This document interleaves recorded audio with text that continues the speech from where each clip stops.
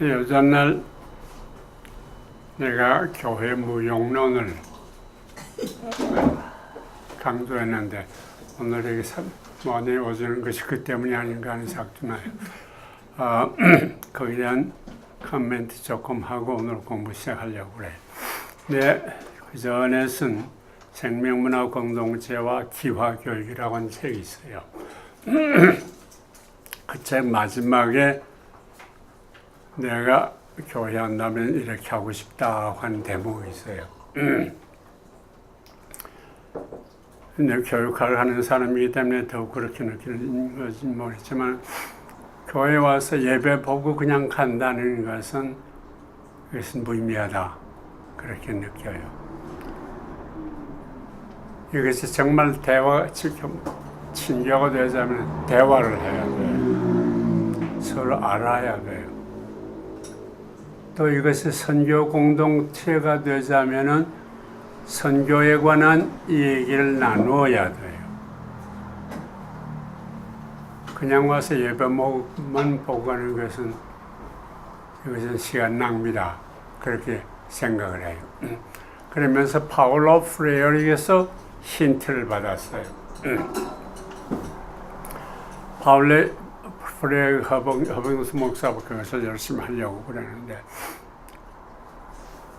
파울로 프레어는 이제 민바닥 민중들의 문제가 있는 것을 사진으로 찍어서 여기서 프로젝트해요. 그러면 그것은 민중들의 삶이기 때문에 자기들이 이 얘기를 하게 되거든. 그러면서 민중하고 대화를 해요. 그래서 민중을 알지. 그래서 민중들이 대화를 하면서 자의식을 해요. 그렇게 하면서 계속 자기들의 문제를 가지고 주고받으면서 의식해서 한 새로운 차원으로 간다.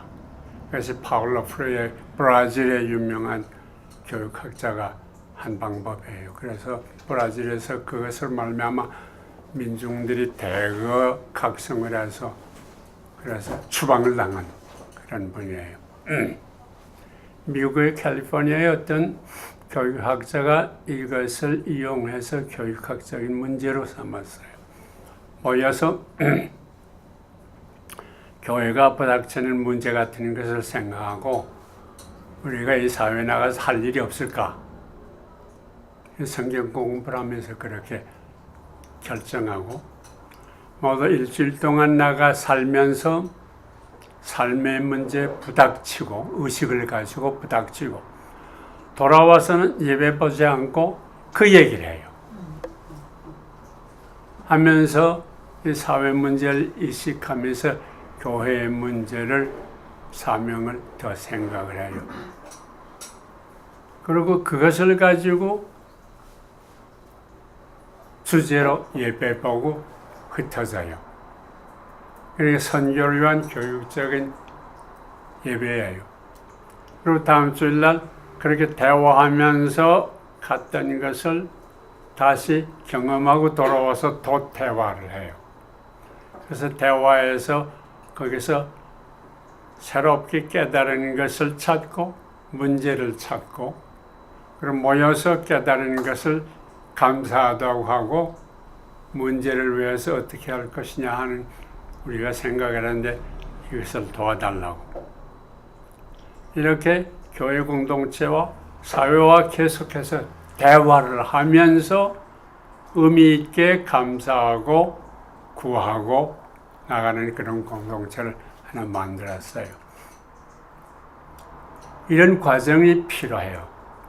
이런 과정이 없이 그냥 와서 예배만 보고 가는 것은 이것은 뭐라고 그러더라? 개가 바위 갔다 온다고 하는 옛날에 그런 말인데 그건 좀 지나치고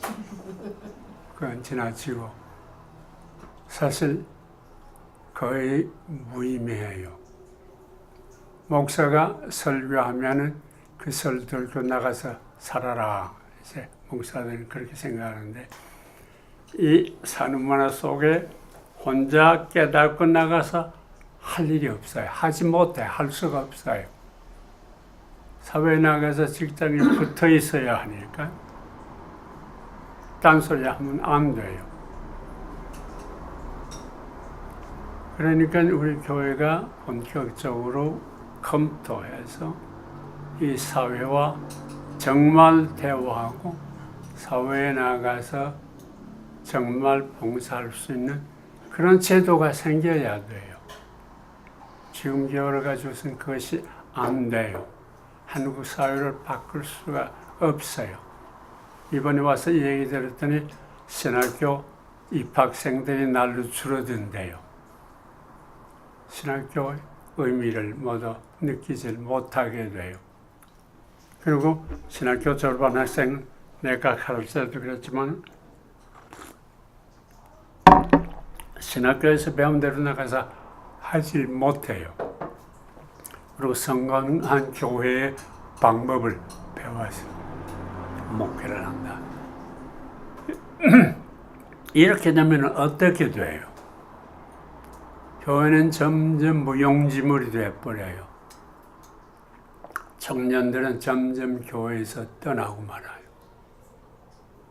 이것은 한국에서 요즘 시작되는 것인데 구라파에서는 벌써부터 이거 시작됐어요. 독일 같은 데 교회가 나오는 사람 극소수, 나이 많은 사람이 나오고 젊은이들은 별로 나오질 않고. 그래서 독일 교회는 새로운 형태로 발전됐어요. 킬켄탁이라는 말 얘기 들어본 일 있죠?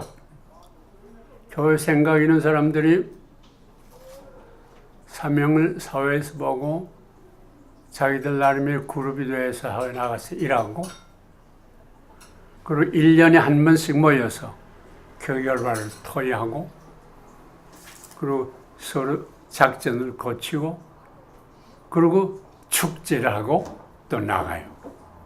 내가 말했던 그 교회를 전국적으로 조직적으로 그렇게 하고 있어요. 그래서 독일이라는 사회에서는 그리스도를 따르는 무리들이 하나님을 섬기는 방안이 완전히 달라졌어요. 한국에도 그것이 와요.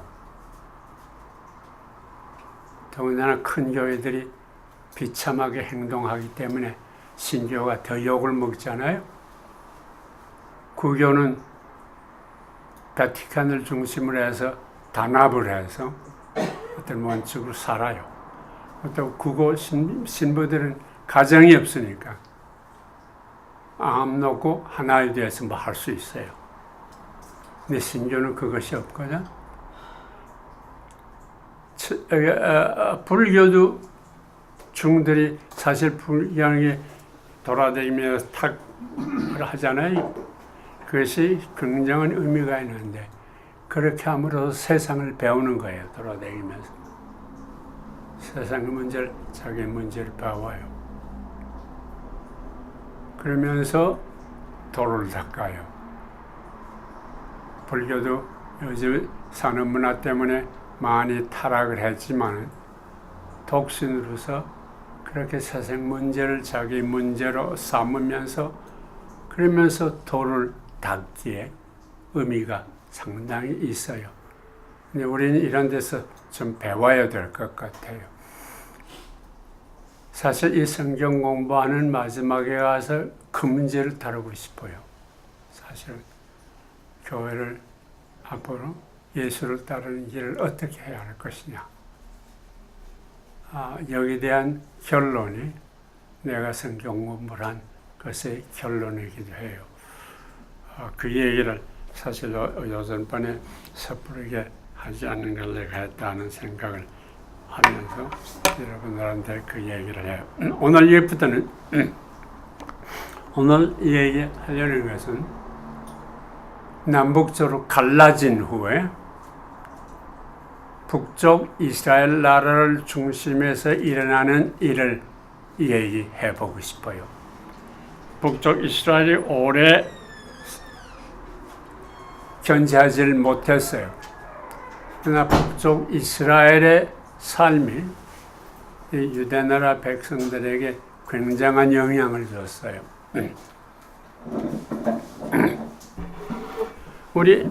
내가 여러분이 연대표를 준 것이 있죠?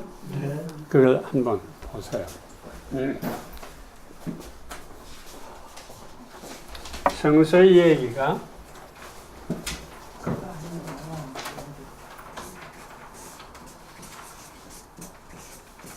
사람이 어떤 사람이냐 하는 데서 이 얘기를 해요. 사람은 흙으로 들어가는 육체라는 것은 각자의 힘으로 자기를 위해서 사는 경향이 있어요. 그렇기 때문에 여기에서 문제가 발생해요. 이 흙과 동시에 하나님의 생명의 영으로 되었어요. 이 생명의 영이라는 것은 문제가 있을 때 깨우침을 받아서 일어나서 생명을 살리는 일을 해요. 사람은 이렇게 됐어요. 그러면서 먼저 말썽을 부리는 것은 이 흙으로 된 육체예요. 흙으로 된 육체는 탐욕으로서 약육강식을 하기 마련이에요. 그래서 가인이 아벨을 죽이면서 시작돼요. 그래서 결국 바벨탑이 된다. 그런 얘기예요. 그래서 역사에서 먼저 시작되는 것이, 성서에서 이야기되는 것이 이집트예요.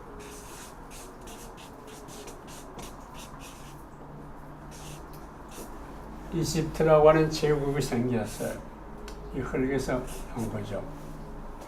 이 제국의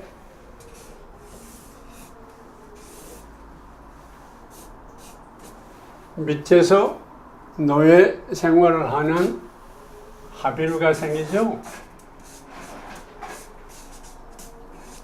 하비루라는 떠돌이를 하비루라고 당시 그렇게 말해요. 하비루가 생겨요.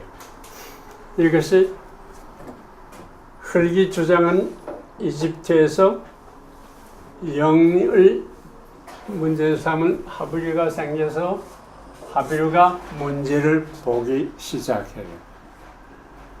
그래서 이 하비루가 탈출을 해요. 여기서 탈출해서 만든 것이 판관기, 가나안 복지에서 과부, 고아, 떠돌이들이 안심하고 사는 사사기라고도 할 수 있고 판관기가 생겨요. 판관기가 생겨요. 이 판관기에는 힘의 세력이 있어서는 안 돼요. 그래서 왕이 없어요. 왕이 없는 시대를 살았어요. 왕이 되라고 하는 것도 거부하면서 살았어요. 그런데 문제는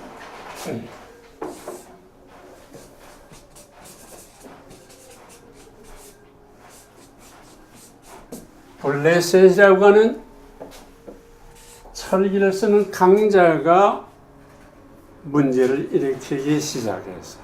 역시 다시 육체 흙이 문제. 블레셋이라고 하는 강자가 문제를 일으켰어요. 그러니까 이 판관이 왕이 없던 곳에서 왕을 달라고 하는 문제가 생겨요. 그래서 제일 처음 생긴 것이 누구냐고 하면 누구지?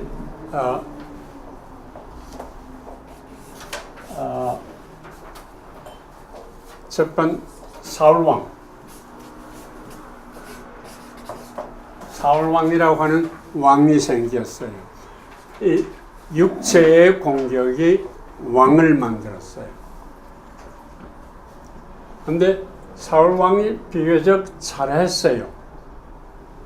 그런데 여기에 영웅 호걸이 하나 생겼어요. 그것이 다윗이에요.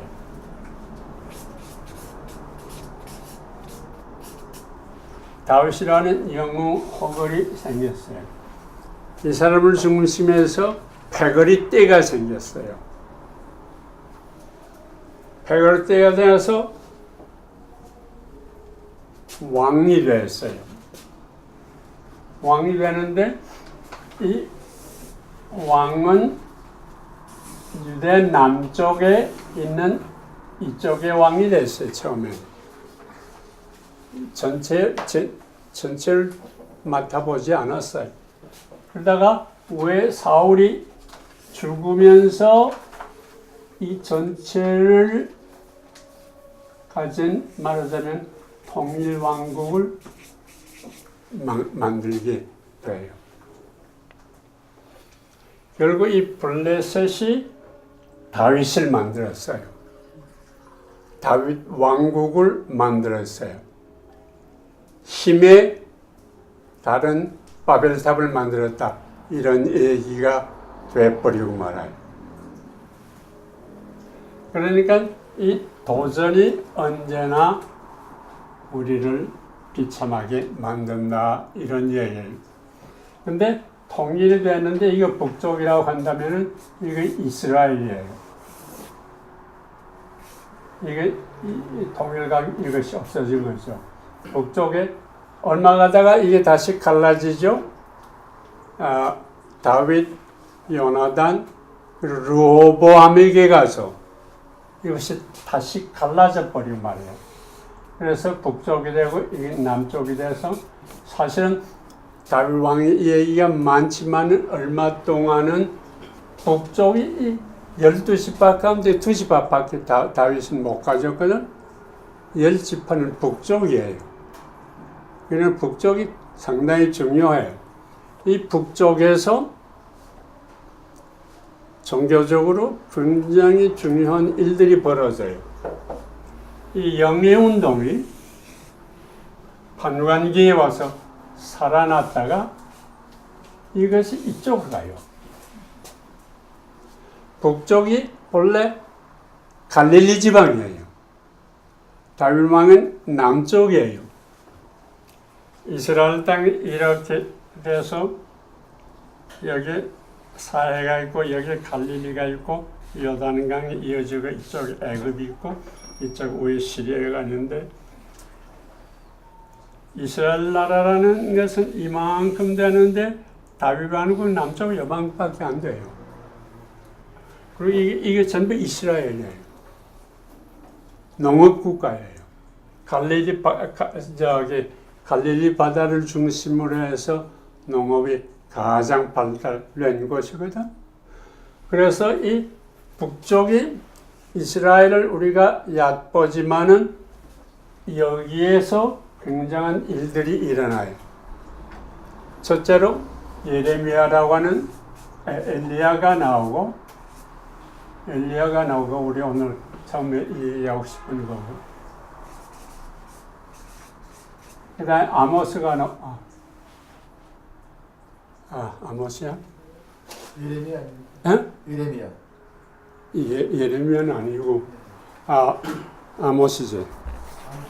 예. 아모스예요. 아모스가 나오고 그 다음 호세아가 나와요. 이 세 사람의 역할이 굉장히 중요했어요. 이 엘리야는 사사기 엘리야 같은 사람 누구 있죠?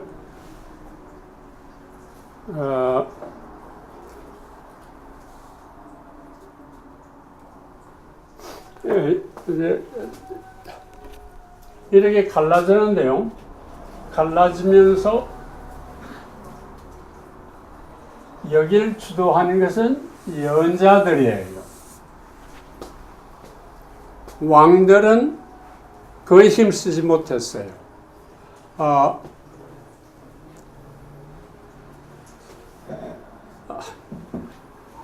왕들은 서로 여로보암이 제일 처음 왕인데 힘이 장사야.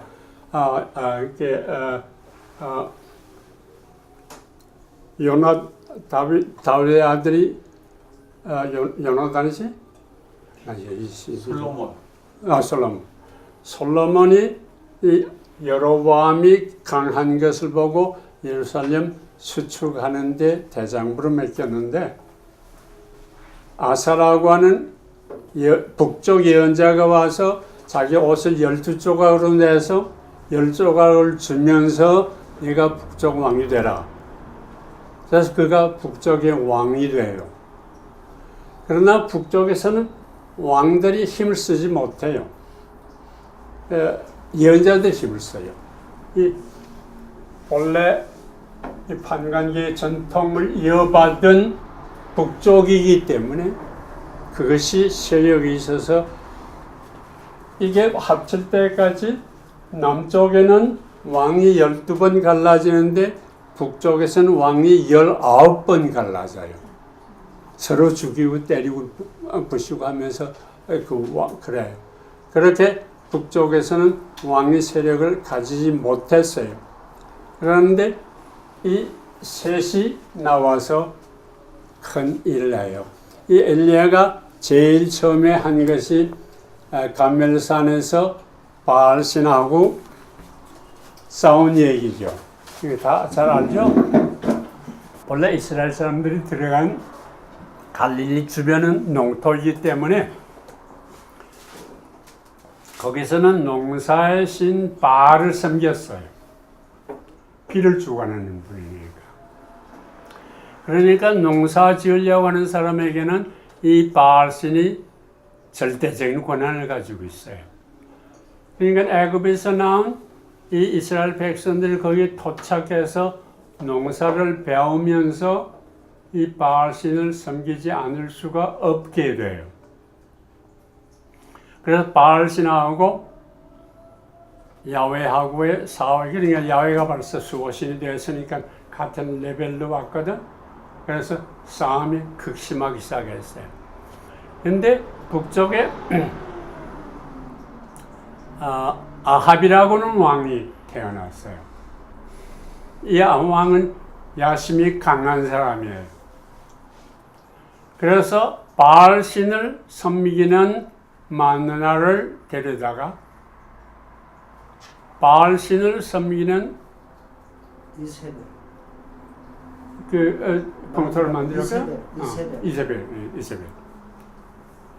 그러니 그리고 이세벨 주동해서 예언자들을 박살을 내거든. 그래서 이사야가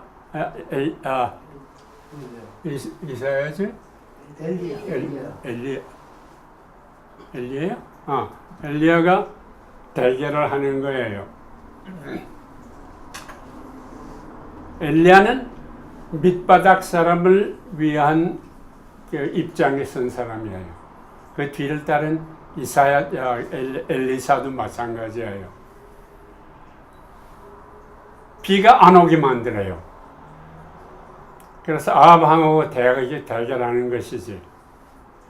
그리고 마지막에 가멜산에서 바알의 신하고 대결을 해요. 그래서 대승을 하거든. 이건 우리 다 아는 얘기니까. 그래서 바알 신 400여 명을 다 죽여버려요. 그러니까 일단 크게 성공을 했잖아요. 성공했는데 실패를 해요. 이세벨이 죽이려고 그래요. 이래들 다 죽이고 그냥 나머지 엘리야까지 죽이자고 달라붙거든. 그래서 엘리야가 호렙산으로 도망을 해요.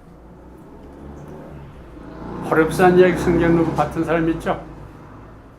여호와의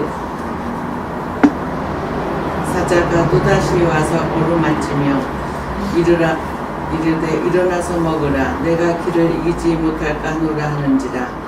이에 일어나 먹고 마시고 그 식물의 힘을 의지하여 40주 40야를 향하여 하나님의 산 오텔에 이르리라.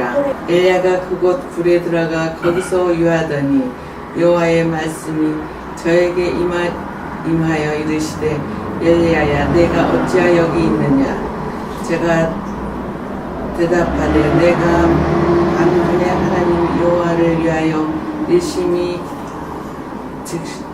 득심하오니 이는 이스라엘 자손이 주의 언약을 버리고 주의 난을 헐며 칼로 주의 선지자들을 죽였으며 오직 나만 남았거늘 저희가 내 생명을 찾아 취하려 하나이다.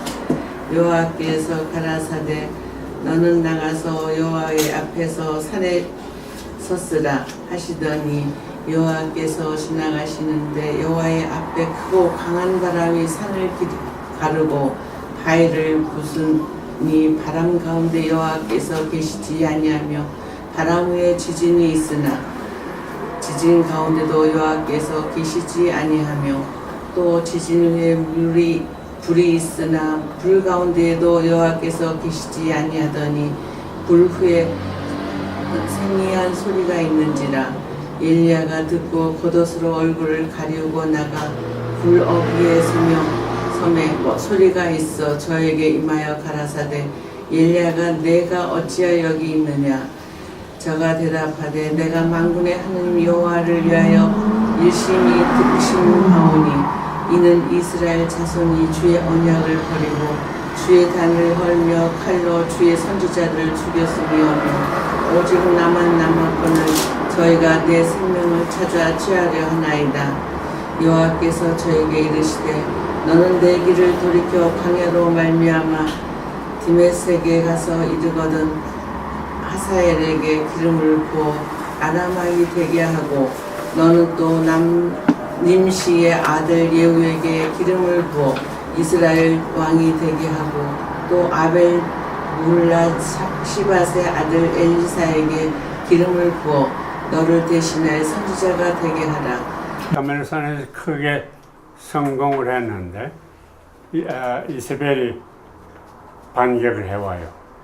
그래서 도망을 쳐서 호렙산에 갔어요.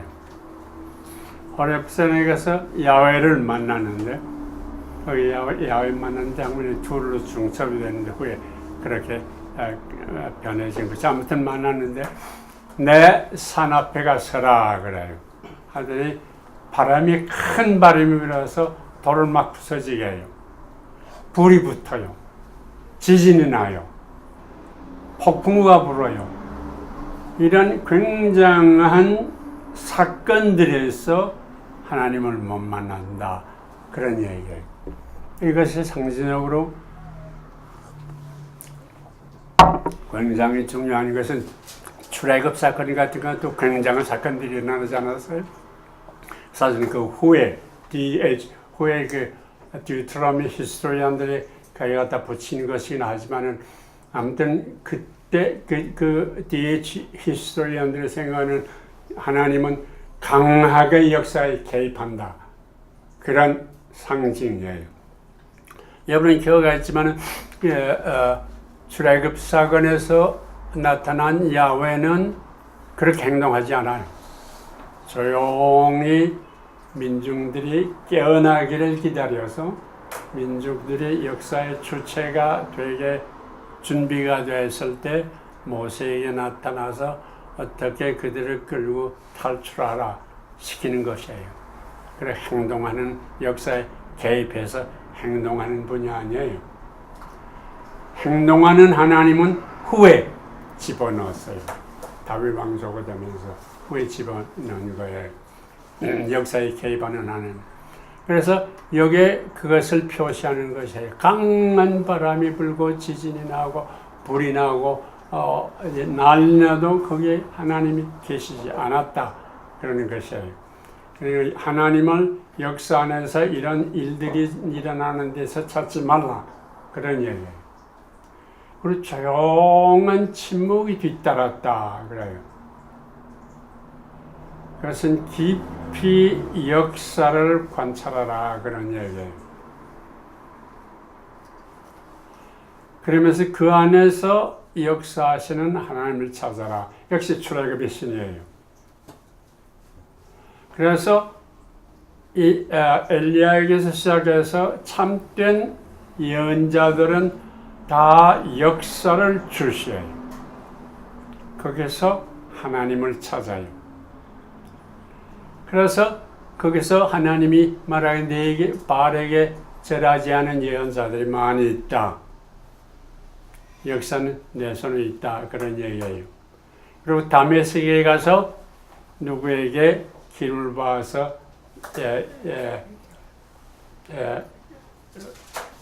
아람은 하사일. 왕 어디 아람은 왕이 되게 하고 그 다음에 하자엘을 해서 유대 왕이 되게 하고 호세아에게는 귀를 잇는 예언자가 되게 하라. 그게 다 역사예요. 이 다음 예언자들은 다 역사에 관심을 가져요. 그래서 역사를 주시하고 거기서 일하시는 하나님을 찾으라. 그런 얘기예요. 그래서 역사를 껴안는 이 하나님이라고 하는 것은 다윗 왕조의 생각하고도 달라요. 다윗 왕조는 이스라엘을 선민으로 잡았다고 그래요. 그러나 이 하나님은 온 인류를 껴안는 하나님이다. 이런 얘기예요. 그래서 엘리야에게서 한 새로운 차원으로 역사 이해가 시작이 돼요. 호세아도 그런 분이에요. 호세아는 이방 사람들을 향해서 이방 대신도 요단강에 들어가서 하면서 나병이 낫게 하고 등등 이 얘기가 나오죠. 그런 역할을 쭉 해요.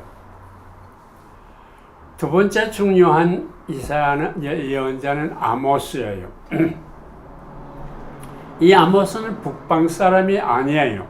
이것도 의미가 있어요. 남쪽 두고아에 있는 사람이에요.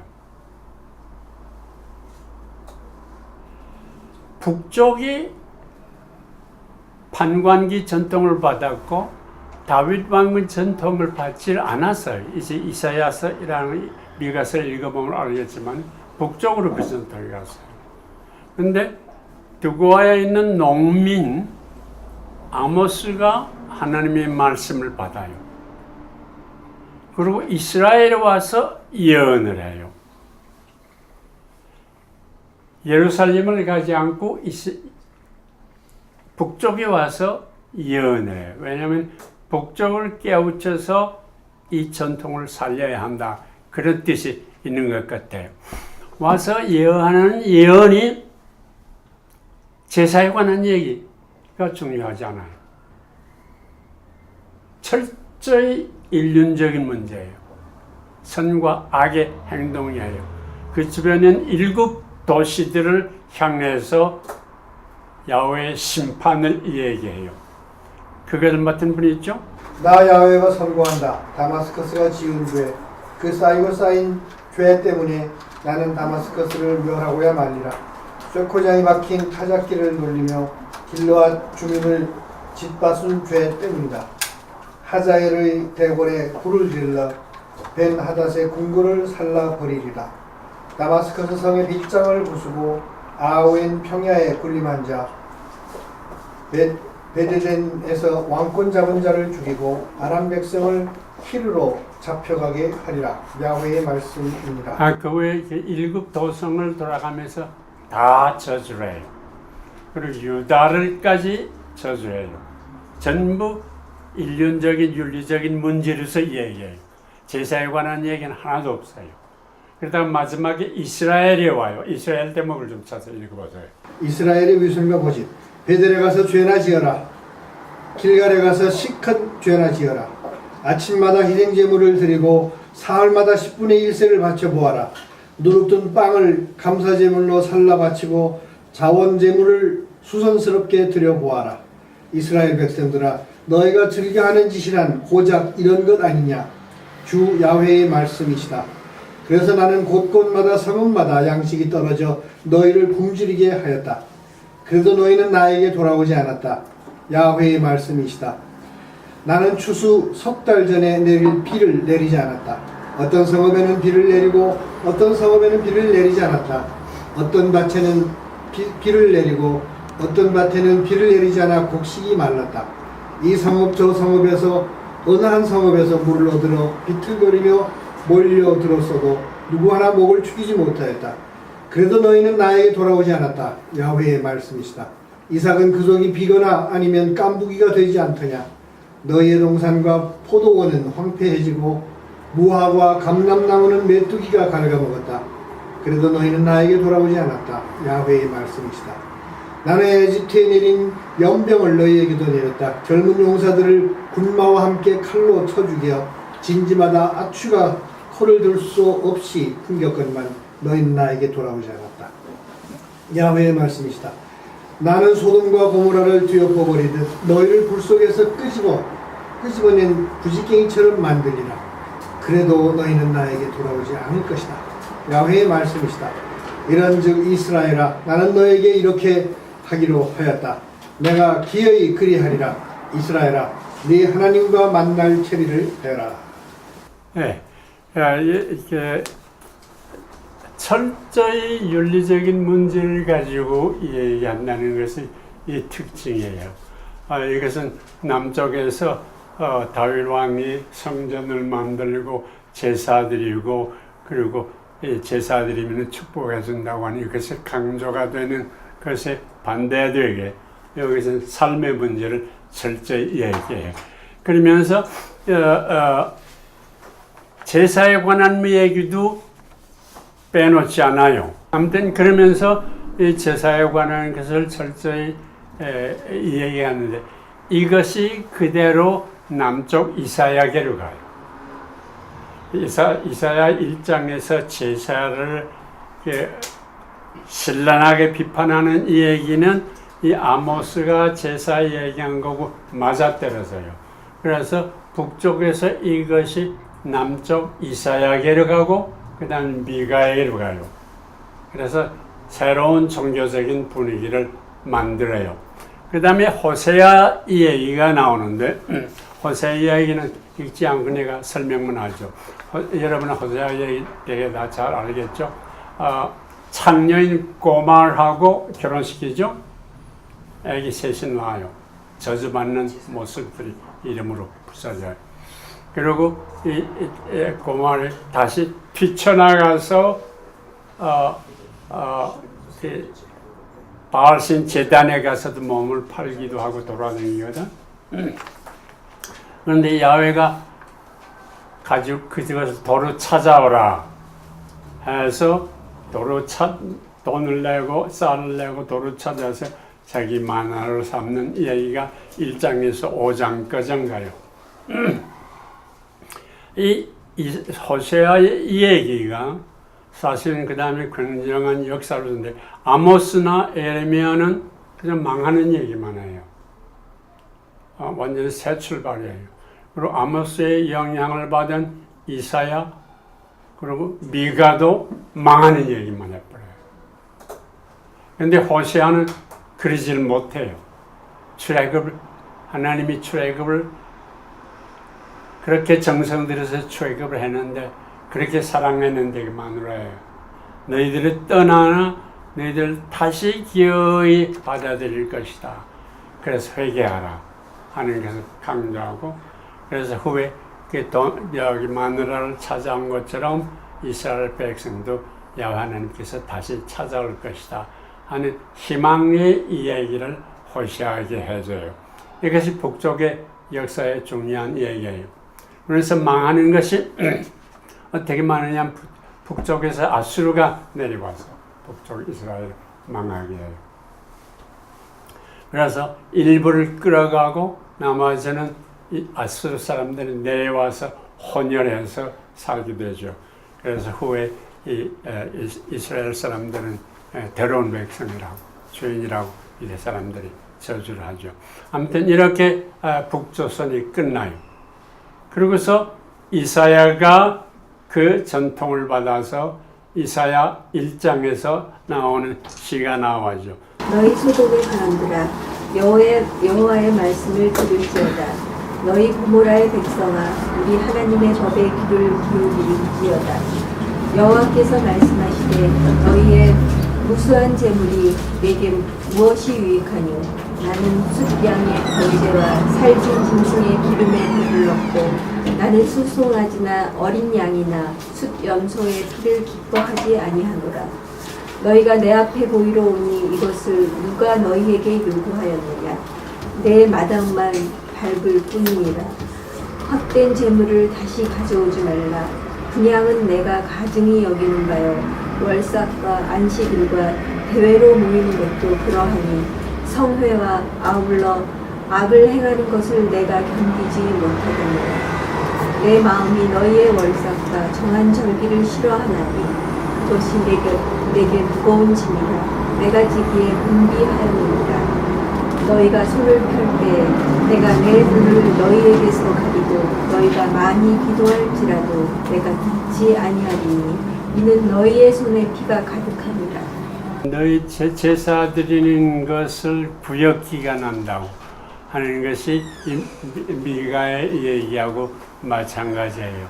그래서 제사를 완전히 문제 삼지 않아요. 그러면서 과부, 고아, 떼돌이들을 돌봐라 하는 것으로 이어져요. 그리고 이 이사야 1장에 있는 이 얘기가 중요한데, 그래도 문을 열어요. 이제라도 마음을 고치게 돌아오라. 그래서 나하고 대화를 하자. 그러면 너희 죄가 깨끗하게 되리라. 흰눈처럼 백지처럼 깨끗하게 돌아오라. 그래. 돌아오라 하는 말이 호시아가 늘 하던 말이에요. 돌아오라. 그러면 내가 너희들 새롭게 해주리라. 그런데 돌아오지 않아요. 이사야 5장 20절에서 24절 누가? 악을 선하다 하며 선을 악하다 하며 흑암으로 광명을 삼으며 광명으로 흑암을 삼으며 쓴 것으로 단 것을 삼으며 단 것으로 쓴 것을 삼는 자들은 화 있을진저. 스스로 지혜롭다 하며 스스로 명철하다 하는 자들은 화 있을진저. 포도주를 마시기에 용감하며 독주를 잘 빚는 자들은 화 있을진저. 그들은 뇌물로 말미암아 악인을 의롭다 하고 의인에게서 그 공의를 빼앗는도다. 이로 말미암아 불꽃이 구루터기를 삼킴같이 마른 풀이 불 속에 떨어짐같이 그들의 뿌리가 썩겠고 꽃이 툭불처럼 날리리니 그들이 망불의 여호와의 율법을 버리며 이스라엘의 거룩하신 이의 말씀을 멸시하였습니다. 여기에서 우리 공동 번역의 더 실감이 옳은 것을 그리다고 하고 옳은 것을 옳다고 하고 이렇게 명확하게 얘기해요. 좋은 것은 나쁘다고 하고 단 것을 쓰다고 하고 쓴 것을 달다고 하고, 그러니까 선과 악을 완전히 뒤집어 놓는 것이에요. 요즘 새나라 우리 박근혜 당에서 하는 얘기는 사실하고 완전히 바꿔 놓지않아요. 강자들은 이렇게 완전히 뒤집어 놓는다 그래. 그러니까 그 결과는 망할 수밖에 없다 이런 게 나와요. 1장에서는 소망을 줬는데 근데 계속해서 하는 짓을 보니까 망할 수밖에 없다 하고 딱 막아버려요. 여기에 한 가지 지적하고 넘어가고 싶은 것은 북쪽의 호세아는 출애굽 것을 반성을 하면서 야훼가 이스라엘 백성을 버리지 못한다 그렇게 생각해요. 출애굽 전통하고 이어졌어요. 다윗 전통은 출애굽 전통하고 이어져 있질 않아요. 다윗은 거기에는 그냥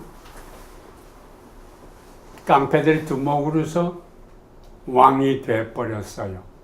그러니까 출애굽 전통이 다윗에서는 그리 중요하잖아요. 그러니까 이 전통을 봤을 때 완전히 악하기에 거기에 소망을 달 여지를 남기지 않아요. 망한다. 이래 버려요. 이것이 어떻게 전개되느냐 하면은 디우테로노미에서 시작이 돼요. 신명기. 요즘 우리 누구 신명기에 관한 얘기를 하는데 이 신명기 이해가 굉장히 중요해요. 부에서 아스리아 나와서 북쪽을 망했다고 그러잖아요. 그 밑에서 아모스, 호시아, 특히 호시아가 고민을 했어요. 고민하면서 그 밑에 있던 랍비들이 예언자들의, 이거 학자들의 생각인데 예언자들의 음성을 들으면서 반성하기 시작했다 그거예요. 그러면서 우리의 삶의 자세를 바꿔야 된다. 이렇게 살아야 하는 것이다. 하는 것을 스크롤로서 만들어요. 그것이 남쪽의 종교개혁에 하여튼 호시아의 손에 들어갔댔어요. 그리고 그것이 호시아가 다시 무너지면서 성전 속에 감췄던 것이 요시아 왕이 성전을 수색하면서 발견했어요. 거기서 그것을 찾아요. 그것이 D라고 하는 듀트로미라고 하는 책이에요. 후에 듀트로미 학자들이 여기다 보강을 해요. 그래서 DH 듀트로미 히스토리에서 히스토리는 외역사 과정 다 재검토해서 보강을 하는데 이 D 자체를 보면은요. 모세가 요단강 건너가기 전에 너희들이 요단강 건너가서 나라를 세울 텐데 이렇게 해라 하는 지시예요. 그 지시에 보면은 그것이 다윗이 말했을 까닭이 없는 지시들이 쭉 나와요. 첫째로 왕을 섬기게 될 것이다 하는 얘기예요. 다윗이 그 말을 했을 까닭이 없어요. 왕을 섬기지 않을 수밖에 없게 될 것이다. 그런데 왕을 가지고들랑 무기를 많이 만들지 말고 애굽에 가서 병마들 사지 말고 화롭게 하지 말고 그래서 다윗 왕족이 호라운 것을 배제하는 모습이 쭉 나와요. 모세는 출애굽 야훼 만나서 왕을 가지지 말라고 했어요. 그리고 300여 년 동안 왕을 가지지 않았어요. 사사들도 왕이 되라는 것을 거부했어요. 그런데 모세가 왕을 가지라고 말할 까닭이 없어요. 그리고 여러 학자들도 말하지만은 왕을 중심으로 하는 여러 가지 제사장, 레위들, 여러 가지 법정들을 쭉 해요. 그리고 이방 도시를 점령할 때는 어떻게 하라? 그 Holy War, 성전이라는 제도 여기서 나와요. 다른 데와 싸움할 때는 괜찮아도 너희들이 들어가는 그 지역의 부대들, 도성들을 멸할 때는 거기에 남자들뿐만 아니라 여자들, 아이들, 동물까지 다 죽여라 이렇게 말해요. 까닭은 그들이 너희들을 우상 섬기는 것으로 이끌 것이다. 그 이해예요. 그래서 이것을 성전이라고 그래요. 하나님을 위한 전쟁이라고 그렇게 말해요. 이것도 모세가 얘기했을 까닭이 없어요. 그런 전쟁을 하라고 모세가 얘기했을 까닭이 없어요. 그리고 여러 가지 예절들, 어떤 양석, 어떤 동물을 들고 무슨 어떻게 하고 세세한 것들이 다 나와요. 이것은 학자들의 생각은 호세아 왕이랑 그러면 계약의 백성을 강조하는데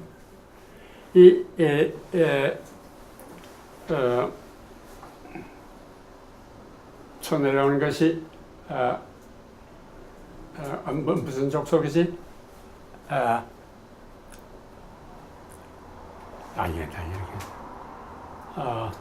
그 족속들이 계약 족속이래요. 자기들이 신하고 계약 족속이라는 것이 쳐내려온.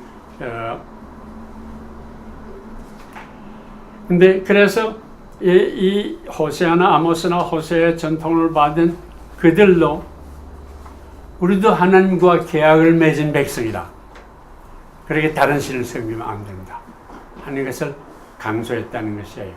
그러면서 이 다큐멘트의 이 사제들이 계약을 맺은 백성이기 때문에 절대로 다른 것은 안 된다 하고 해야 할 모습을 정리해서 모세 입에다 집어넣은 거예요. 그래서 앞으로는 이렇게 하라 그런 지시죠. 그러니까 예언자의 전통을 받으면서 율법적인 제도를 만든 거예요. 히스기야가 그걸 가지고 종교 개혁을 하려고 하다 실패하고 성전에 감춘 것을 요시야 왕이 주후 609년인데 요시야 왕이 그걸 찾고 일단 종교 개혁을 해요. 철저히 종교개혁을 해요. 산당 모든 것을 다 물어요. 그리고 예루살렘 성전만을 대성전으로 만들고, 그리고 부활절도 그전엔 여기저기 썼었는데 가정에서 그전에는 많이 썼어요. 그래서 성전에서 쇠도록 했어요. 이렇게 완전히 종교를 했어요. 더군다나 북쪽 이스라엘에 있는 그 전당을 다 허물어버렸어요. 그리고 완전히 성공했어요. 그런데 요시야서를 보면은 성전만 허물어뜨렸어요. 예루살렘 성전에 와서 예배하라는 것만 강조했어요. 윤리적인 것에 대해서 이런 바가 없어요. 종교적인 개혁만을 했어요. 여기서 문제가 나와요. 그러니까 이 요시야의 개혁이 성공적으로 되지 못했다. 대체 학자들이 그렇게 말해요. 그러면서 그 뒤를 따르는 분들이, 학자들이, 랍비들이 이것을 이번에 본격적으로 고치자 해서 DH, Deuteronomic History라는 것을 만드는 거예요. 그러면서 우리는 선민, 하나님하고 계약을 맺은 선민이라는 것을 강조하면서 출애굽에까지 올라가요. 하빌들이 탈출할 때 하나님이 10가지 재앙을 내렸다 하는 것도 이 DH 히스토리언들이 만드는 거예요. 오는 과정에 낮에는 불기둥으로, 구름기둥으로 반은 불기둥으로 메추라기를 주고 바위에서 물이 솟아서 나오고 등등, 여리고성이 저절로 무너지고 등등, 이런 것이 다 이 DH 히스토리언들이 하나님이 얼마나 너희 이스라엘 백성들을 사랑했는지 알라. 그것을 밝히기 위해서 보강해서 쭉 역사를 썼어요. 여기에 그것을 명확하게 보여주는 대목이 사사기예요. 사사기, 새로운 사사가 나올 때마다 강조하는 것이 너희 백성들이 다른 신들을 섬겼기 때문에 하나님이 저주해서 이방나라 속도 들어가서 너를 붙였다. 거기 가서 한 10여 년 고생하니까 너희들이 아우성을 쳤지. 아우성을 치니까 다시 사사를 보내서 그런다. 끄집어낸다. 하는 이 얘기는 새 사사가 나올 때마다 끝까지 반복해요. 이것은 후에 이 사사기를 사실 이방신을 섬기면 하나님이 저주하는 것이요, 야훼를 찾으면 다시 회복시켜주는 것이다. 이런 것으로서 바꿔놓는다. 그런 얘기예요. 그래서 DH 히스토리언들이 사실은 바벨론에 잡혀간 뒤에도 이렇게 계속해서 프리스틀리 코스에서도 이런 의미로서 이스라엘 역사를 재편해요. 결국 너희들이 야훼의 법을 지키면은 하나님이 축복을 하고, 야훼의 법을 지키지 않으면 하나님이 한다. 그리고 질투하는 신으로 만나요. 여기 십계명 제2조에 본래는 다이렉트 커맨드라고 해서 이방신을 섬기지 말라, 야훼만 섬겨라, 이렇게 딱 끊어요. 안식일을 지켜라, 이렇게 나오는데 뒤에 갖다 첨가해요. 첨가하면서 야훼는 질투하는 신이다. 너희들이 범죄하면은 그 죄를 3, 4대까지 계속해서 벌할 것이다. 이런 식으로서 추가를 해서 이 계약의 백성이라는 것을 강조해요. 그래서 이스라엘의 선민사상이라는 것이 여기서 나와요. 아까 엘리야가 말하는 것처럼, 그리고 사실은 우리 이게 사사기 출애굽에서 말한, 창세기에서 말한, 출애굽에서 말한 야훼 하나님하고 다른 야훼를 이 다윗 왕조에서는 완전히 그래요. 출애굽기에 야훼는 아파하면서도 민족들이 깨어나서 역사의 주체가 되게 하시는데 이 다윗 왕조에 들어오면서는 역사가 직접 행동을 하면서 자기의 뜻대로 하냐면 처벌을 하고 회개하면 용서해주고 하는 이런 신으로, 그리고 계약의 이스라엘 백성만을 자기의 신으로 생각하는 계약의 신으로 만들었다, 이렇게 됩니다. 그래서 북쪽하고 남쪽의 차이가 이렇게 나요. 북쪽에서 어떻게 보면 선민사상에 씨를 뿌렸다고 생각할 수도 있어요. 야훼 하나님이 너희들을 사랑하셔서 돌아오면은 용서해 준다 하는 얘기는 호시아가 명확하게 했어요. 그것이 일종의 씨가 돼요. 잘 온 것 같고, 뭐 학교에 다닐 때도 해방신학이나 민중신학에 대해서 공부를 하기는 했지만 어떤 성서적인 입장에서 그것을 이렇게 얘기하시는 분들은 거의 없었거든요. 사실은 신명기 사관이 하나님의 진리라고 한다면은 유대교가 하나님의 진리여야 해. 그렇잖아? 유대교는 신명기의 연장선상에 있거든. 그런데 예수는 유대교에서 나왔잖아. 그 신명기를 그대로 받아들일 수가 없지. 그러니까 예전에도 누가 와서 신명기 얘기 좀 자세히 했으면 좋겠다고 이 얘기를 지원해서 이번에 신명기 얘기를 좀 더 자세히 해놨는데, 신명기 보면은 religion of scroll이라고 그러거든. 전부 그 스크롤도 있잖아. 지금도 그 스크롤이 중요하거든. 이게 신명기가 중요한 건데, 유대교에서는 신명기가 절대적으로 중요한 거지. 기독교에서는 그렇지 않거든.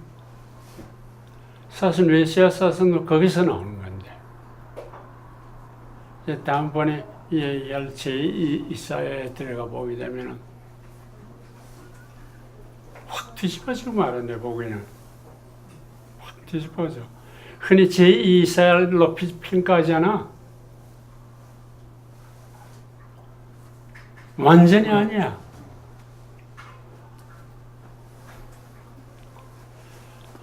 그걸 보면 참,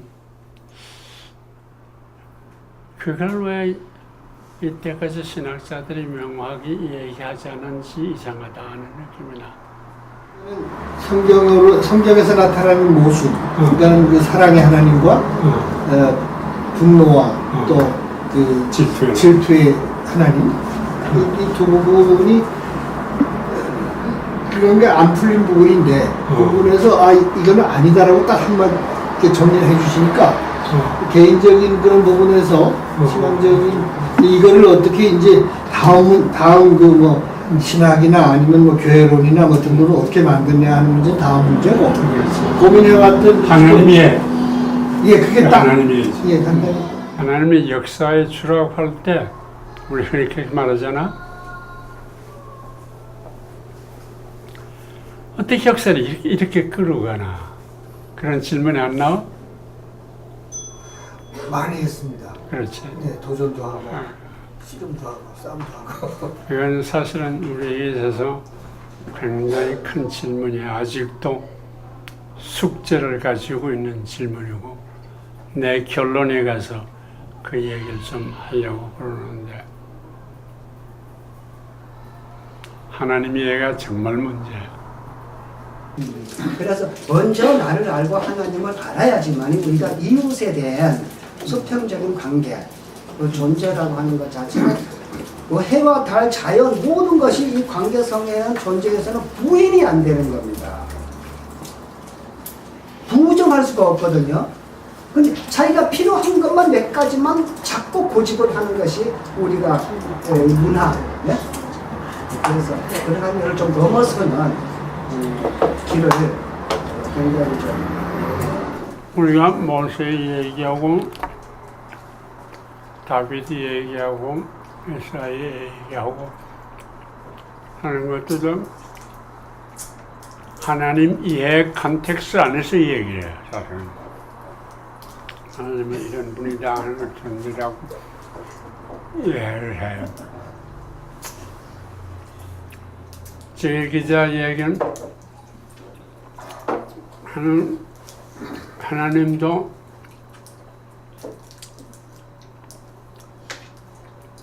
제 기자가 역사를 보면서 이해한 거예요.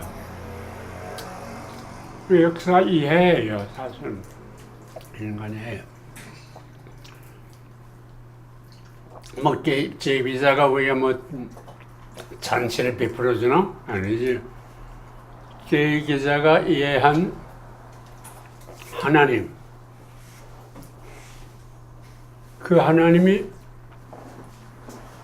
내가 지금 살고 있는 이 세상을 보면서 궁극적인 삶의 근원이라고 하는 것을 설명해 주는데 내게 공감이 간단 말이야. 하나님 이해하는 건 그런 거예요. 다윗이 이해한 하나님이라는 것은 그 하나님은 나를 사랑해서 내가 원하는 건 다 해주는 하나님이 이렇게 생각하거든. 하나님은 질서지요. 하나님이 질서라는 말이 뭐 질서라는 것도 뭘 중심은 다윗에게도 질서가 있어요. 야훼 하나님은 나를 독생자처럼 사랑해서 내 하는 것을 다 도와주시는 나의 목자와 같은 분이다. 그 논리는 질서가 있어. 질서가 없는 건 아니야. 근데 그 질서가 옳으냐 말이야. 그런 얘기예요. 지금 우리가 생각하는 것도 생각을 깊이 한 사람은 이렇고 이러니까 이런 것이지 이렇게 논리적 결론을 내리거든. 그런 결론 없이 덮어놓고 말하잖아. 보신약서는 성서가 이렇게 말하니까 이렇게 믿지 이렇게 나오거든. 또 성서의 어느 부분도 잡고 하는 얘기지. 그런데 누구나 다 그런 하나님 이해가 있어요.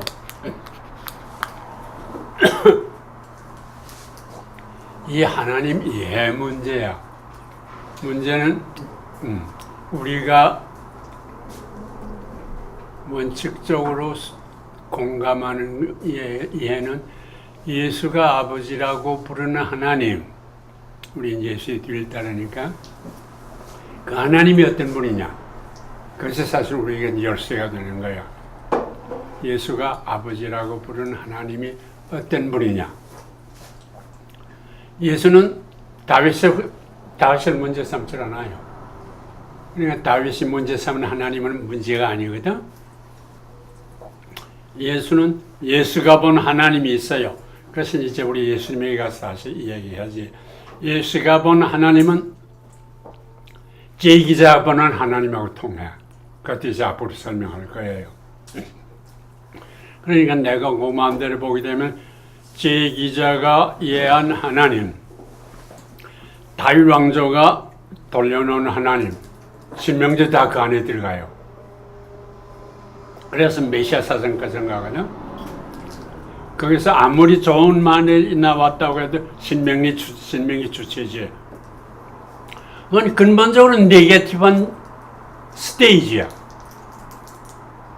예수님이 그걸 부인했으니까. 그러니까 지금 우리 얘기하는 것은 근본적으로 부정적인 시대를 문화를 얘기하는 거예요. 그 문화 속에서 바른 얘기한 사람들이, 일부 바른 얘기한 사람들. 엘리야가 여기 가서 누구를 왕을 세우기로 하잖아. 그래서 하나님은 이스라엘 하나님이 아니라 온 인류의 하나님이다. 그걸 말하는 거거든. 그 하나님 외에도 예수님하고 일치하다 하잖아요. 그 하나님은 모든 왕들을 마음대로 이렇게 저렇게 하는 하나님이야. 그러나 유대의 하나님이라는 것은 탈출했어. 엘리야는 유대 선민이라는 데서 탈출했어요. 그리고 후에 미가나 예레미야, 더군다나 예레미야는 국제적인 예언을 많이 하는 분이거든. 그 예레미야 태어날 때 부를 때 얘기하는 건 너를 세워서 만방을 심판할 것이다. 이렇게 얘기를 해요. 그러니까 그 하나님은 만방을 심판하는 하나님이에요. 근데 그 심판이라는 말 자체가 그 다음에 문제가 돼요. 여기 심판이라고 하는 이 얘기는 제 기자가 말한 그 하나님이 아니야. 만약 그거는 하나님이 심판하는 하나님이라면 오늘의 자본주의 산업 문화를 방치하는 것은 하나님 무책임해. 이렇게 되거든. 그러니까 이 신의라는 것이 내 보기에는 굉장히 중요한 것 같아요.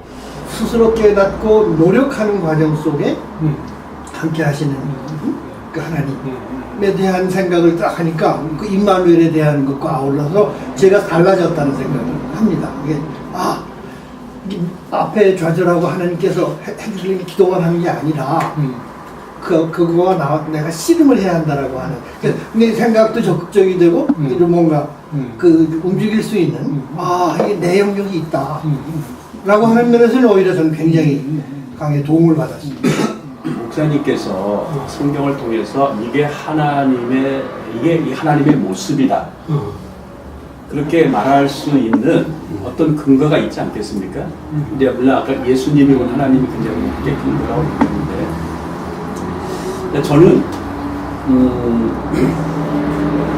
구약, 특별히 구약을 보면서 아까 내가 이해하고 내가 생각하는 하나님과 전혀 다른 모습 때문에 참 혼란스러워서 막 무자비하게 죽이고 하는 그런 모습들을 이해할 수 없었거든요. 근데 지금 꼭 신학이 아니더라도 그런 마음이 있거든요. 하나님이 왜 이런가? 그건 뭐 내가 기자의 사과를 모른다 할지라도 그건 이거 아니잖아. 이게 저는 분명하게 드러나지거든요. 그런데 그것이 무슨 뭐 제2기자나 2기자나 P기자와 상관없이 각각 하나님을 인식하는데 받아들이는데 그 하나님이 정말 하나님인 걸 누가 공증하냐. 그래서 그 목사님은 이런 일을 보면 자기가 이제 볼 때 자기가 울려나오고 공감하면 그게 진짜 하나님이라는데 공감은 다 달라요. 부자들은 우리가 공감하는 건 공감을 안 해요. 이래 날 도와주고 신나게 하고 이런 사람을 바라지 기다리는 사람을 원하지 않아. 또 어떻게 보면 굉장히 힘든 사람들은 상황이 환경에서는 그 하나님이 내가 역사에 주체가 되는 그런 하나님을 원하지 않아. 당장 나를 이렇게 도와주고 힘내고 그런 하나님을 원하지. 공감을 못한단 말이지. 그러면 어떻게 해서 우리가 각자 믿는 하나님이 정말 하나님인지 거기에 대해서 그거 이제 설명해놨어요. 우리가 예를 들어서 과학을 하는 방식이 있다. 과학자 돼야 과학을 공부를 해야 과학을 할 수 있고 그 다음에 딴 것도 언어도 마찬가지고 그 기술을 도구를 충분히 연습해야 그걸 할 수 있다는 얘기죠. 그래서 영적인 것을 충분히 깨달을 수 있는 그런 훈련을 한 사람만이 그걸 올바르게 깨달을 수 있다. 그런 얘기가 그 사람이 보면 과학적으로 자꾸 영적인 눈을 해봐야 그건 끝이 대단히 없다는 얘기죠. 네? 인식도 안 되고. 그래서 상당히 그럴듯하다고 느꼈어요. 근데 목사님 설명은 계속 이건 아니고 저것도 아니고 저것도 하니까 그 목사님의 판단 기준은 누가 줬냐? 물론 목사님은 본인은 예수님을 보니까 그때 한다 하지만 그건 목사님 생각이잖아요. 난 예수님이 아니야. 예수님 받은 것도 예수님을 이유가 있어서 받지. 그냥 예수님 그 인간의 보는 눈도 사람마다 다 달라요. 이제는 목사님이 보는 인간의 눈하고 여기 이제 우리 정선환 씨가 맨날 200몇십 달 대모하면서 보는 그 인간의 눈하고 다 지금 이제 강남에서 골프 치는 사람하고 눈이 다 다르단 말이죠. 다르지, 그 달라요. 그러면 각자가 이게 한 것이 어떻게 정말 성서에 있는 예수를 따르는 그러한 믿음의 눈을 볼 수 있느냐. 저는 개인적으로 이제 목사님만 듣고 굉장히 혼돈스러워요. 혼돈스러워도 어느 날 우리 신학교 다 했는데 거의 목사님 얘기는 구약은 거의 필요가 없어. 이때도 극히 일부분만 필요하고 바울도 필요 없어. 그러면 과연 이게 교회죠. 네? 나는 요새 유튜브 돌면서 아니, 목사님을 기자에서 분명히 이 정도 되면 이단이는 몰린다. 왜 안 몰릴까? 그런 생각이 봤어요. 이단이 여기 완전히 아마 여기서 말은 못한다. 그게 이단이 아니라 다른 종교 아니에요? 성서의 일부를 인정하니까 그건 맞지. 근데 그런 생각을 많이 했어. 굉장히 지금 혼돈되고 과연 그게 목사님이 판단하는 기준이 뭔가 그게 굉장히 궁금해요. 어떻게 목사님은 그 판단이 옳다고 하는지 쓰는 얘기지. 네. 그런 걸 질문하고 싶었어요. 우리 생각하는 것에 절대적인 기조 삼일체를 오늘 강조하고 요한복음을 강조하는데 요한복음서 자체가 또 굉장히 문제가 있거든. 그래서 자체가 굉장히 문제고 삼위일체라는 것도 역사 안에서 태어나는 것이거든. 원래 태초부터 있은 것이 아니고 역사 안에서 태어나는 것이요. 그래서 옳고 그른 것을 판단하는 것은 그러니까 예수를 어떻게 받았냐 하지만 옳고 그른 것을 판단하는 것은 인류 역사를 주시하는 거예요. 인류 역사를 주시해서 내 경우는 그것이 정말 인류의 소망이 되는 것이냐. 나 한 사람의 문제가 아니야. 우리 한국 백성의 문제가 아니야. 그것이 인류의 소망이 되느냐 할 때 그걸 믿을 수가 있어. 역사 주시야. 예수도 그런 의미에서 주사하고 예수님이 살고 가르치신 것이 인류가 사는 역사에 정말 소망이 되느냐? 그러면 내가 받아들일 수 있다. 이렇게 돼요. 왜냐하면 어느 한 사람이 부자 뭐 가난한 사람이 얘기하잖아. 부자에게 소망이 되는 것은 인류에게 소망이 되는 건 아니거든. 가난한 사람이 축복해 주십시오 하는 것이 인류의 소망이 되는 것이 아니야. 이렇게 하면은 온 인류에게 소망이 아니냐. 그래야 그러니까 역사예요. 역사의 미래를 보면서 이래야 하는 것이 아니냐. 해서 인류 역사에 이게 정말 소망을 주는 복음. 그걸 난 받아들일 수 있어. 어느 한 부분이 아니야. 이제 그것이 이제 이 얘기의 결론에 가는 얘기야.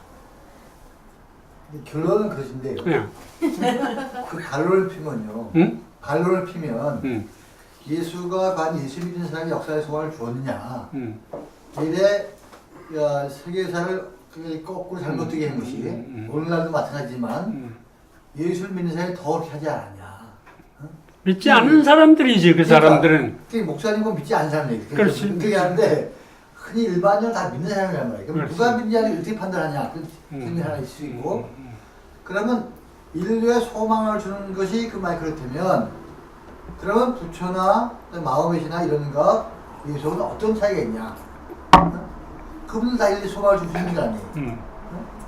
그건 하나님의 예하의 한 다른 국면이 지금 얘기하는 건데 좁아 그인 좁아.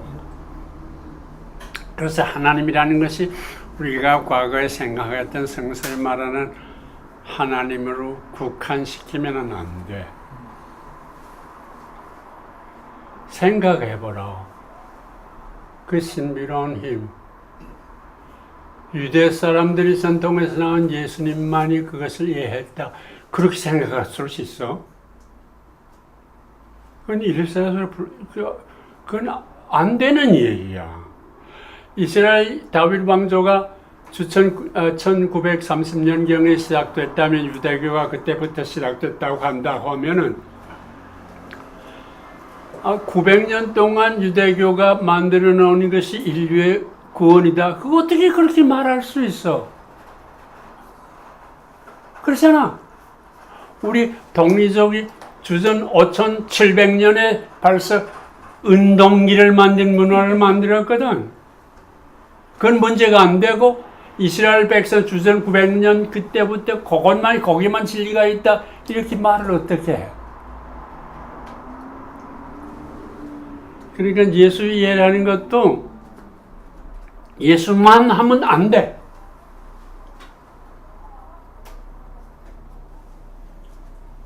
그러니까 이건 온 인류 역사의 문제예요. 우리만 사람이고 저기 아프리카 사람은 사람이 아니야?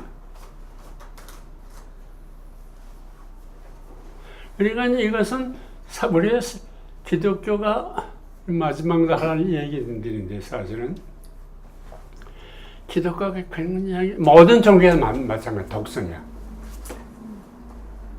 모든 종교가 독성이에요. 근데 목사님 엘리야 말씀을 하셨는데 기름 부어서 대신하라 했던 엘리사 같은 경우는 전체를 품었잖아요. 아니 내 지금 얘기 가는 중인데 지금 결론 내리지 않았어 난. 지금 결론 예수께 가서 얘기하고 예수의 뒤따른 교회사를 얘기하고 그러면서 인류사를 보는 거야. 그러고서 결론이 나와. 어떻게 이스라엘 백성이 하나님을 온 인류의 하나님으로 이를 따르라 그렇게 말할 수가 있어.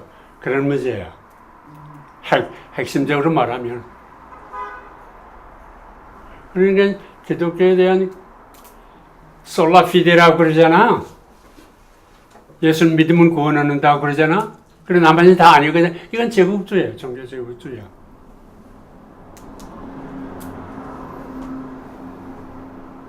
어떻게 주전 900년에서 900년 동안 유대 사람들이 만들어온 진리가 그 전 사람에게 하나님이 불공평하지 않아.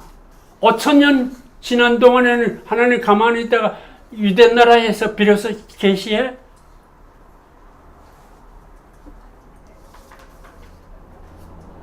그렇잖아. 그런 하나님은 어디 있어?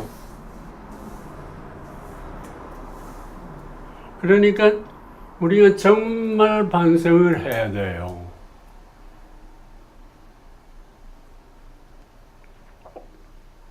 삼위일체라는 주에서 523년에 시작이 된 얘기인데 그 전에 삼위일체 얘기 없었어. 그럼 뭐 왜 삼위일체를 그때 제정하는 것을 절대화해? 삼위일체라고 하는 것은 지금 우리가 부모자 관계를 말하는 거죠. 지금도 그 하나님의 하나님이라는 개념 자체도 문제야 사실은. 우리가 만들어 놓은 얘기야. 영어예요. That mysterious, unknown power, 영어로 말하면 그 신비한, 알 수 없는 이 온 우주를 감싸고 이끌어 가시는 그 신비한 신비야. 그것을 제2기자는 야훼라는 이름으로 붙였어. 불교에서는 일심이라고 그래요, 그걸. 한 마음이거든. 이게 모든 것을 감싼 한 마음이야. 그러니까 궁극적으로 이것이야 이렇게 말할 수가 없어. 어떻게 우리가 이 온 우주를 감싸는 진화론에서는 모른다고 그래, 그걸. 진화론에서 모른다는 것은 정직한 얘기야. 그것이 우리도 진화론에서 인간이 됐잖아. 그러니까 그러나 그것은 생명을 있게 하시는 분이라는 것은 사실이거든. 이 분이라는 말도 인간적인 용어야. 신이라는 것도 인간이 만들어낸 용어야. It's mystery.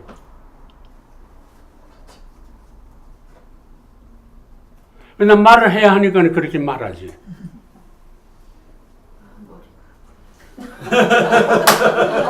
누가 모르냐고. 머리를 파악하지 마. 머리 파악이야. 머리 없으니. 그러니까 이 다른 종교도 당하고 진화론도 통해. 거기서 목사님 그럼 그러면서 내가 깨달은 것은 가장 이것을 우리의 삶과 일치하게 얘기해 주신 분은 예수다. 그렇게 느끼는 거야. 목사님, 교수, 예. 박사님 말씀을 들어보면요, 어. 예, 유대교의 하나님 개념, 기독교의 하나님 개념, 또 인간 중심의 하나님 개념을 다 이렇게 뛰어넘으셔갖고, 그렇지, 그래. 뛰어넘으셔갖고, 그래. 뭐 사람들이 철학적으로 설명한 일자, 뭐 존재의 원인, 뭐 이런 걸 말씀해 주시는 것 같고, 그렇죠, 그렇죠. 그게 어떻게든지 우리가 받아들일 수 있는 인간 중심. 그러나 그것이 역사 안에서 전개가 되거든. 그러니까 역사 안에서 전개가 되는데 우리가 몸을 담고 살자면은 어떻게 사시고 얘기하신 것이 그 하나님의 뜻에 가장 가까우냐, 생명을 위한 길이냐, 어느 것이 정말 생명을 위한 길이냐, 그것을 묻는 거지. 어느 것이 생명을 위한 길이냐는 것은 어느 것은 인류의 생명을 위한 것이냐 하는 말이 되고, 그러니까 역사지. 역사를 바울을 바른 방향으로 이끄는 말은 진리냐. 근데 내 보기에는 예수다 그거야. 그리고 이것도 내 보기예요. 저기 불교나 불교 상당히 대화사 이상이 되고 모하메드교도 내가 공부해봐야 되는데 아직 공부 못했거든. 거기서 다 이것이 절대라고 믿는 이유들이 있거든. 대화를 해봐야 돼. 그래서 우리의 삶은 역사야. 우리의 삶을 정말 새로운 경지로 이끄는 길. 그걸 찾아와. 그것이 우리 제 목사는 기독교사가 그걸 하지 못했지 않느냐 하는 것은 기독교가 잘못 가서 그래.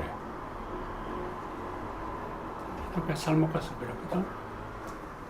그래서 이제라도 바로 찾아서 그 길을 찾아야지. 교회 중심적인 그런 신학 때문에. 교회를 절대화하는 얘기거든, 그냥. 교회를 절대화하는 것은 우상숭배예요. 교회를 사람이 만들었는데. 교회를 사람을 만들었거든. 그거 절대화하면 안 돼.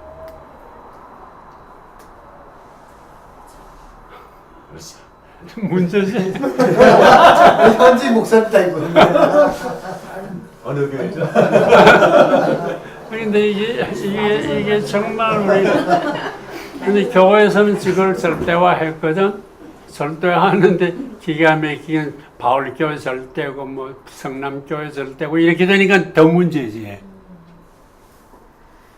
기독교라고 하는 기독교라는 걸 절대할 수도 없어. 내 보기에는 내 깨달음으로서 지금 예수를 가르치고 사신 것이란 말이야. 가장 인류를 위한 것이. 근데 예수가 밖에도 다른 사람이 깨달은 것이 있으면 그것도 잡아야지. 최재호가 기가 막히잖아. 내 속에 내 이웃의 속에 하나님이 계시다. 그 절대적인 것이 계시거든. 있잖아. 예. 우리에게만 있을 까닭이 뭐야? 이웃 하나님처럼 생기라. 그거 얼마나 기가 막힌 얘기야. 그러고 말하면 이 최세우? 그 두 번째. 최세우. 땅에 춤 뱉지 말라고 그랬어.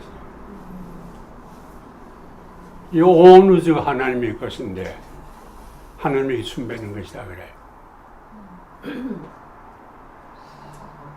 그 얼마나 폭이 넓어. 하나님이 배를 짜고 있다. 자기 며느리를 보고 그렇게 말하거든.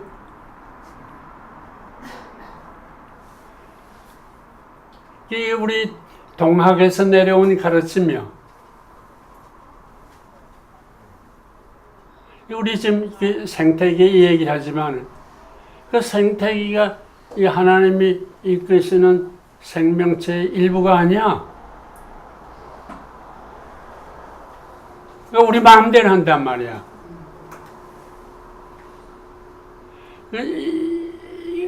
하나님이 창조주라고 한다면은 어떻게 그걸 마음대로 할 수 있어? 아니 그 하나님이 뭔지는 모르긴 하지만 지금 말씀을 들어보니까 이미 우리 기존에 있던 우리의 그 종교 내용과 사람들의 심성 속에 이미 그런 기독교적인 그런 부분들이 있었기 때문에 이게 바로 그냥 받아들여졌나 하는 생각이 이렇게 그 중요한 대목에 두 가지야. 오래 고생한 백성 하비루거든. 하비루가 간절히 원하는 것은 하나님이거든. 하나님이 이게 동리족의 하나님이 어떤 분인지 알지? 동리족의 하나님 햇님이야. 시베리아에 살잖아. 겨울이 길잖아. 햇님이 남쪽으로 쭉 가면 못 죽거든.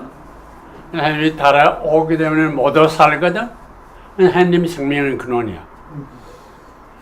그래서 모든 생명의 근원은 한이야.